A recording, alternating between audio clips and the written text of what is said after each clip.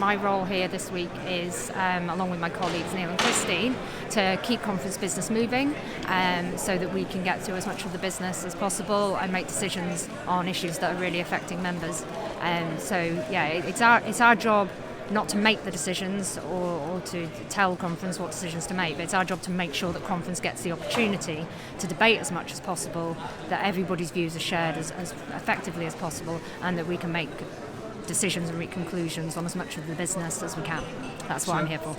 Tremendous. And so you're president of Prospect. What was your route? So, patent office? Yeah. So I work for an organisation called the UK Intellectual Property Office, which used to be called the Patent Office, which is an awful lot snappier, and therefore it does tend to get called that quite a lot.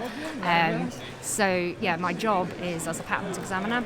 So if somebody invents something, basically I take a look at what they say they've invented, and I go and look around in our databases and work out whether actually they have invented it or whether actually it's been done before. And then only when they can narrow it down to something that is new and sufficiently different from what's been done before that it can be qualified as being inventive, then they can have a granted patent. And that protects their idea from anyone else stealing it from them for 20 years. And what was your route into the union then? So, Okay. Or what was it about the role that you were in, the job that you were doing, that made you want to get involved in the union?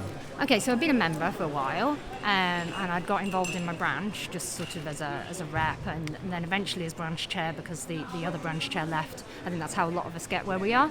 And then the government implemented a pay freeze, which meant that we had some equal pay disparities where women were earning a lot less than men.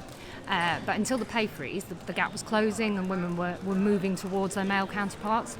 But after the pay freeze, of course, that all stopped. So we took the employer to a tribunal on equal pay. I was the lead claimant, so it meant I was quite involved in drafting up the case and working with Prospect's lawyers. And I just saw how much work goes on behind the scenes that members don't see, really, into supporting reps and branches when they really need that, that backup from kind of professionals that we can't do it ourselves. Yeah, I did a lot of the work, but I was completely reliant on Prospect staff to make sure the work I was doing was going to be helpful. And so, I saw that machine and thought, actually, you know what?